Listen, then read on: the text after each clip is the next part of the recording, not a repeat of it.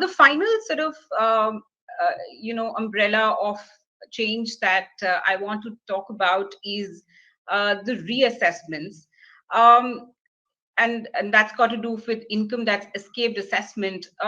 There's a view, sir, that this year the government undone the reformatory approach that we saw in last year's financial act. The scope of what constitutes as information which will become the basis of reassessment, that has been expanded. The time limit for issuing a reassessment notice will also now cover cases where there is expenditure in respect of a transaction or in relation to an event or occasion. Hasn't this considerably watered down the relief that we saw last year? Absolutely not. I beg to disagree on all the points which you have made, right? There have been 3 significant amendments over here, right? In section 148, section 148 capital A. Then there is an insertion of a new section 148B, I think, 148B, and there is little amendment in 149, right? 148 originally said that any information which is coming through the risk management strategy of the department, number 1, and number 2, the final objection of the CA and AG, right? These are the 2 areas, right? Now we have expanded. In what way?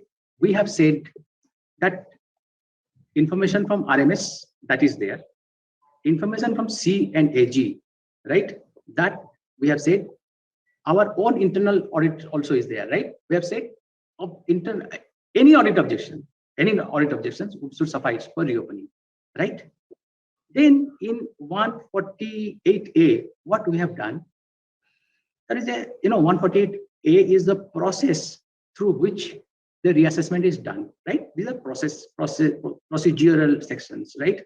We have streamlined it. There are some 6 or 7 approvals requests, 4 approvals required while triggering this 148A, right? But now we have reduced it to two levels, right? 4 situations will be there. Information, AO will asking putting the information to the taxpayer, saying that this is the issue, I want to reopen. The taxpayer answers. The AO considers. Then he finally gives a verdict whether it is good to go for reassessment or not. There's a post. We have streamlined those sections. And in section 149, very critical, right? Initially, what was stated that if the undisclosed part or what undeclared part, which should be an asset, okay? Asset is defined also in 149, saying that asset, land and building, right? Bank balances, right? Loans and borrowings, loans and deposits, right?